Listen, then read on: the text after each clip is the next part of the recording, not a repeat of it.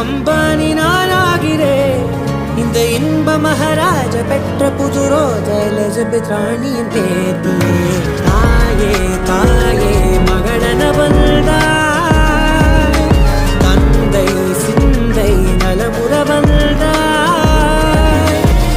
அன்பான மகள் வந்தாய், அம்பானி நானாகிறேன். இந்த இன்ப மகாராஜ பெற்ற புது ரோஜா எலிசபெத் ராணியின் பேர்.